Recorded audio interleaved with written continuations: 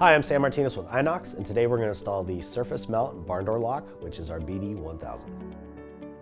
First thing we're going to do is we're going to prep the wall and the door. You want to make sure the door has at least a 1-inch overlap.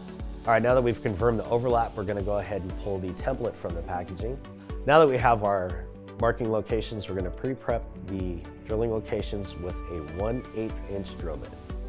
Now that we have our holes prepped, we're going to go ahead and install the mounting plate. The mounting plate is going to use 4 number 2 Phillips screw heads. With the mounting plate installed, we're going to install the lock body next. The thumb turn is going to install to the lever with 2 number 2 Phillips screws. With the mounting plate and the lock ready to go, we're going to install the lock to the mounting plate using 4 number 2 Phillips screws. To install the cover plate, we're going to install it from the front first. It has a tab on it that must slide over the bolt. We're going to slide it over the bolt, push it towards the back, and pressing it firmly down, you're going to install the number 1 Phillips mounting screw. Do not use power tools as we do not want to break the screw. Now that our lock is installed, we're going to install the strike. To install the strike, we want to make sure we press the door all the way to the stop position and then throw the bolt to mark the location.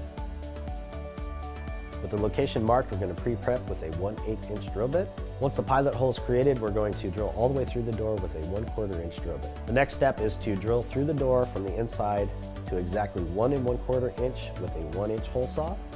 With the holes prepped, we're going to install the strike with a mounting screw and a threaded washer. The last step is to install the decorative cap and test for function. Now your barn door lock is installed and ready to go.